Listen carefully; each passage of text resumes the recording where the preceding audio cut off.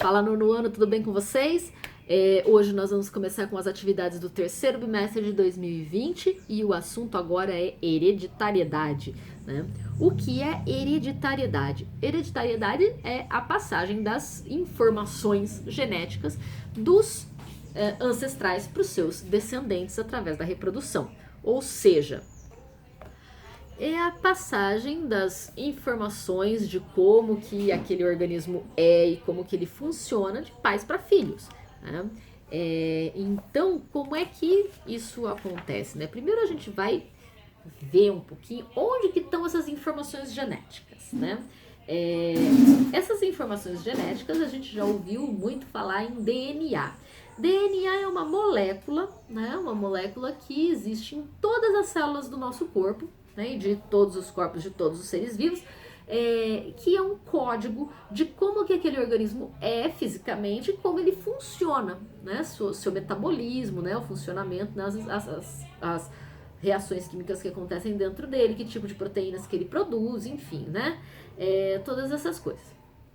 Então, essa informação genética, às vezes a gente pensa assim, né? Ah, mas a gente tem células diferentes. A célula do meu coração é totalmente diferente da célula do músculo, que é totalmente diferente da célula do olho, que é totalmente diferente da célula do intestino. Todas elas têm a mesma informação genética? Sim. Então, por que elas são diferentes? Porque ao longo do nosso desenvolvimento embrionário, quando a gente é embriãozinho lá dentro da barriga da mãe, cada região vai ligando, vamos dizer assim, né, vai acionando alguns genes e não outros. Então, os genes que estão ativados, né, são os genes que vão dar as características daquele tecido, daquele órgão, né, daquela estrutura. Por isso que as células são diferentes, porque são genes diferentes que estão ativados, mas todas as células têm exatamente todos os genes do nosso organismo. Então, tirando, né, no nosso caso de mamíferos, a célula do sangue não tem núcleo, portanto não tem DNA. Ela perde o núcleo na sua formação para poder ter espaço para carregar o oxigênio e o gás carbônico da respiração. Mas, enfim, né? E esse DNA tá onde, né? No caso de células procariontes, que são aquelas que não têm núcleo, que são as bactérias, aqui, ó, tá vendo? Tem um emaranhado aí no meio, o DNA tá solto no meio da célula. Já em células eucariontes, que são aquelas que têm núcleo, aqui a gente tem células e tem essas bolinhas. Essas bolinhas são núcleos, né? Aí, então, o DNA está dentro do núcleo de cada célula, né? O DNA fica guardadinho lá como se o núcleo fosse o cérebro, né? Ou como se o núcleo fosse vamos dizer assim, a CPU, né? A placa-mãe de um computador, vamos dizer assim. Então, esse DNA é o que? O DNA é uma molécula muito longa, que ela é formada por 4 pecinhas básicas. Essas pecinhas são chamadas nucleotídeos. Os nucleotídeos, eles são de 4 tipos, né? Então, são 4 pecinhas básicas que eles deram o nome de guanina, timina, citosina e adenina. E eles têm a tendência de se ligarem. Só que existe uma coisa que acontece que é assim: a adenina só se liga com a timina e a citosina só se liga com a guanina. Então elas formam parzinhos, né? Que uma só se liga com a outra. E aí com isso forma um código, que nem código de computador que é com 1 e 0, né? Que é código binário lá para formar informações. Aqui a gente tem um código quaternário, né? Então forma isso aqui, né? Que os coloridinhos são esses nucleotídeos que eu falei e eles se ligam, então formando, né? De um lado tem um tanto, aí eles vão vindo do outro lado ligando, então forma uma dupla hélice, né? Por isso que forma esse formato de dupla hélice aí, que é a ligação desses nucleotídeos. Quando a gente consegue sequenciar, né, os nucleotídeos que tem aí no DNA de um certo ser vivo e mapear todos os genes dele, a gente chama de genoma, né? O genoma, então, é o mapa de todos os genes de uma certa espécie. Então, tem o genoma da onça pintada, tem o genoma humano, tem o genoma do IP, né? Tem os genomas aí diferentes. Eu consigo ver o DNA no microscópio? Não, porque ele é muito fininho, muito fininho, muito fininho, mas tem um jeito que dá para ver, que é quando ele está num estágio chamado cromossomo. O que acontece? O DNA, ele se liga com umas certas proteínas lá no núcleo, e aí quando chega na época de dividir a célula, que se chama mitose, o que acontece? Eu tenho DNA aqui, aí vai vir umas moléculas, vão abrir o DNA e colar nucleotídeos para cá e colar nucleotídeos para lá, vai fazer uma cópia, vai ficar 2 DNAs. Mas para ficar mais fácil de fazer essa cópia, ele se enrola com essas proteínas, ele vai se enrolando, e forma que nem um novelo, que a gente chama de cromossomo, que fica algo como isso aqui, né? Esse aqui é um cromossomo, já está duplicado, né? O DNA está duplicado, então é uma cópia aqui e uma cópia aqui. Quando acontecer a mitose, o que vai acontecer? Vai desgrudar esse meio que ainda está grudado, vai uma cópia para uma célula e uma cópia para outra célula, né? No microscópio que a gente consegue ver, na verdade, né? Esse é o microscópio eletrônico, que é o mais potente. No microscópio óptico, que é aquele microscópio comum, a gente vê assim. Aqui está acontecendo uma mitose. Aqui eles estão se separando, tá vendo? Agora eu consigo ver os cromossominhos e eles vão se desgrudar, metade para cada lado, né? Uma cópia para cada lado, formando 2 células diferentes aqui. Essa é a mitose, que é a divisão celular simples, ela acontece o tempo todo no nosso corpo para repor célula velha, para repor se eu tive um machucado, perdi certas células, né? O nosso sangue está sempre se renovando, então sofre mitoses para gerar essas células novas.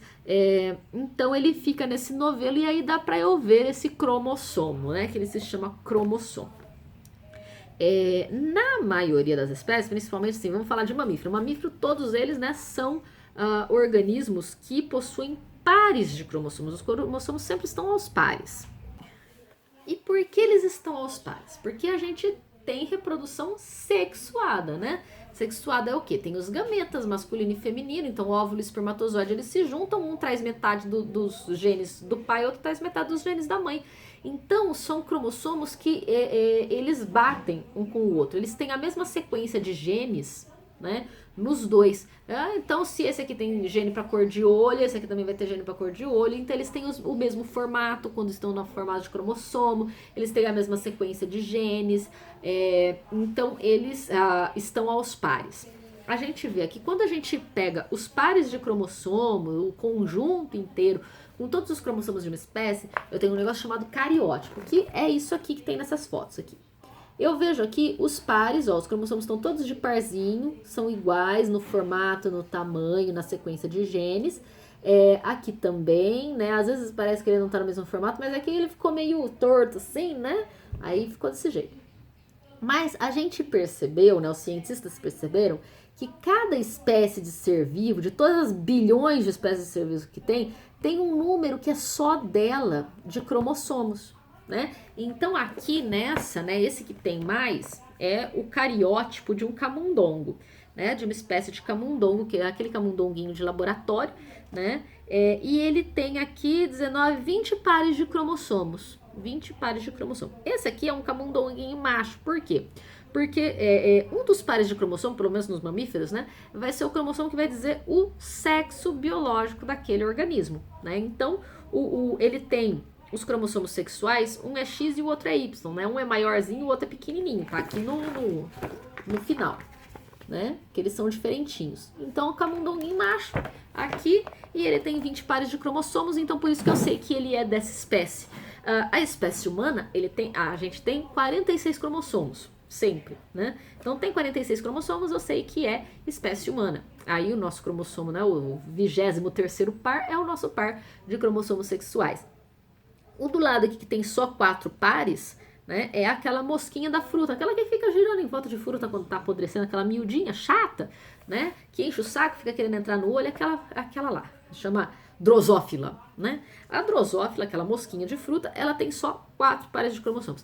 Isso significa então que os organismos mais simples têm menos cromossomos do que os mais complexos? Não, né?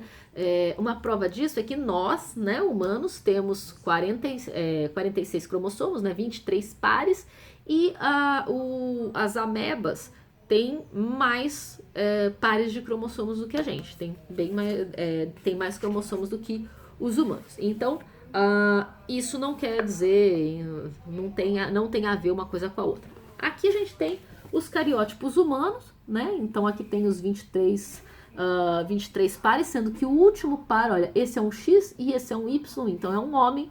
Aí aqui eu tenho XX, cadê o X? Os dois X aqui, então é uma mulher. Biologicamente falando, né, gente? Vamos lembrar que comportamento, que afeto, atração sexual é outra coisa que tem a ver com personalidade, não é isso que o gene tá falando. O gene só tá falando macho, fêmea, do tipo vai produzir óvulo ou vai produzir espermatozoide, só isso, né? Não vamos esquecer disso aqui, que eu tô falando da parte biológica, não vamos usar biologia para justificar preconceito, né? Então, esse aqui seria o cariótipo humano. Pode acontecer coisas diferentonas aqui, por exemplo, pode acontecer de na hora de formar um gameta e um cromossomo a mais ou um cromossomo a menos, e aí chega aqui, em vez de ter um par, tem um trio de algum, e aí acontece algo diferente. Por exemplo, quando acontece de uma pessoa receber um cromossomo a mais lá do número 21, né, o 21, então ela fica com 3 do 21 em vez de ficar com 2. Então, o óvulo tinha 2 em vez de ter um só. Aconteceu alguma coisa na hora de dividir que foi 2 para um lado, né? Então, quando ele tem 3 do 21, a pessoa tem síndrome de Down, né? É porque ela tem um cromossomo a mais lá do par 21. Então, bom, acontecem essas coisinhas aí também. Os cromossomos, todos os outros cromossomos que não dizem sobre se vai ser macho e fêmea, eles são chamados de autossomos. E o cromossomo sexual é aquele que diz se vai ser macho ou fêmea, biologicamente falando, né? Então, aí a gente pensa, tá bom, aí essa coisa tem todo o código de como que o corpo vai ser, como que ele vai funcionar, como é que ele faz a coisa funcionar, né? Ele tá lá guardadinho no núcleo, como é que ele faz a coisa funcionar? Na verdade, toda a estrutura do nosso corpo e todo o funcionamento do nosso corpo é a base de proteínas, tá? Então, tipos diferentes de proteínas. Então, tem proteínas estruturais que vão formar os nossos músculos, que vão formar as estruturas do nosso corpo, e tem outras proteínas que são funcionais, que vão fazer funções. Por exemplo, as enzimas que vão fazer a digestão, ou que vão dentro da célula quebrar certas moléculas ou montar outras moléculas, né? Que tem proteína, tem enzima que monta, né? Elas são sempre em sistema chave-fechadura. Essa enzima só serve para essa molécula. Essa outra enzima só serve para essa outra molécula. Essa outra enzima só serve para essa outra molécula. Então, é chave-fechadura. Então, existem uma infinidade de tipos de proteínas diferentes que vão atuar tudo aí. Então, assim, a enzima é para isso. Aí tem os hormônios que atuam no funcionamento do nosso corpo, né? Ou no nosso humor, e todas essas coisas, né? Então, é a base de proteínas. Então, o DNA, na verdade, é um código para produzir proteínas. Então, de acordo com a sequência dos adenina, timina, guanina, citosina lá, né? Que a gente vai falar só a CTG, que são as iniciais. De acordo com a sequência, é o tipo de proteína que vai formar. As nossas proteínas são formadas por bloquinhos também, assim como o DNA. Só que as proteínas existem 20 bloquinhos diferentes, chamados aminoácidos.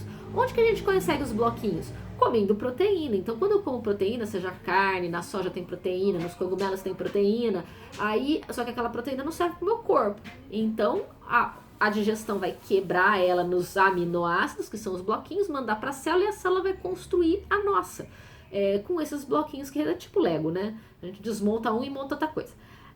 E aí o que é? A sequência do DNA, o que ele vai fazer? Com aquela sequência, ele vai construir uma outra fita parecida com o DNA, só que chama RNA, que é uma fita só.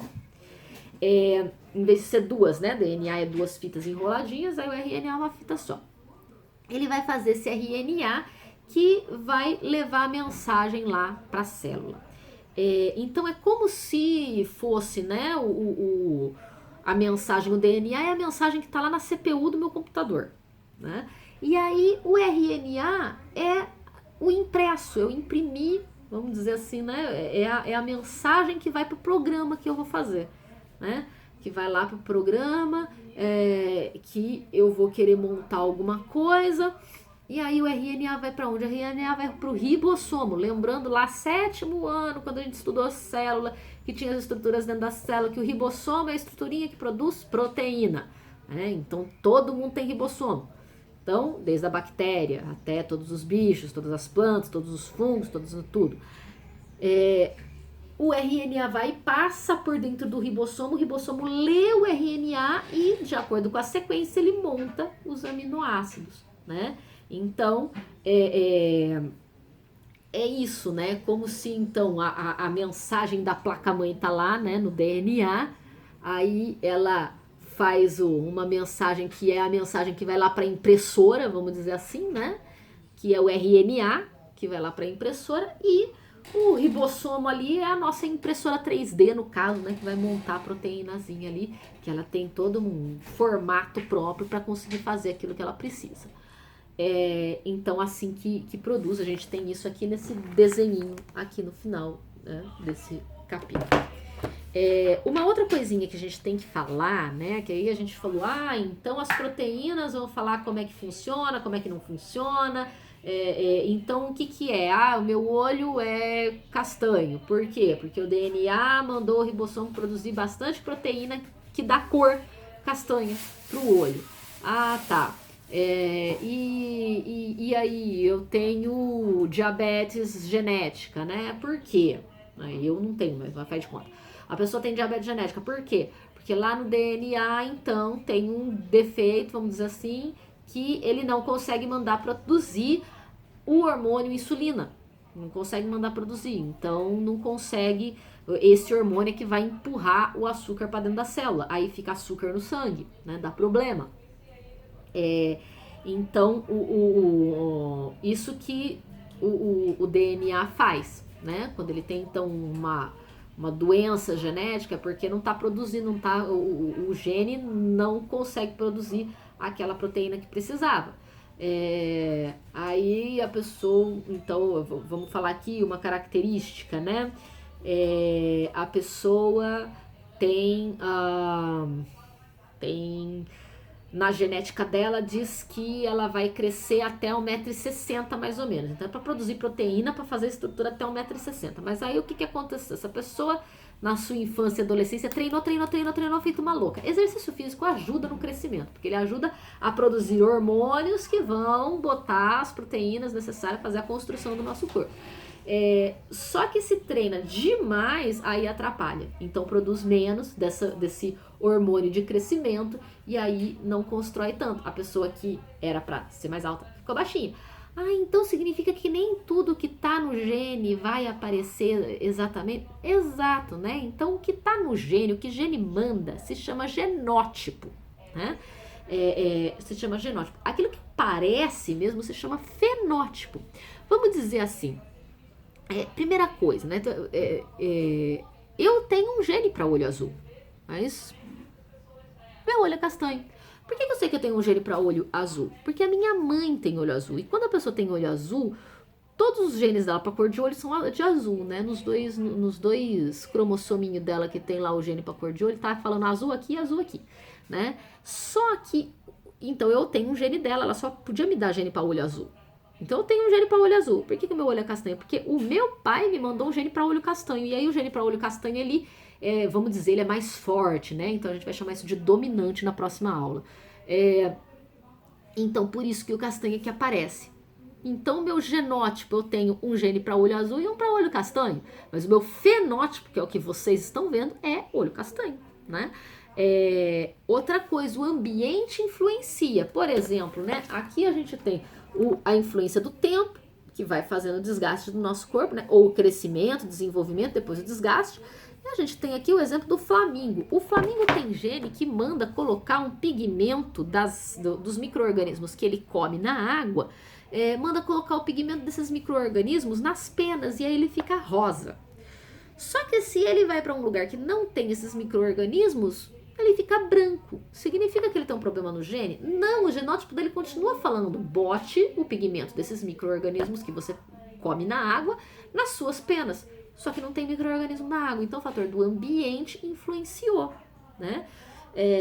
Eu tenho pele clara, pouca melanina, então eu produzo pouco da proteína que é o pigmento melanina, né?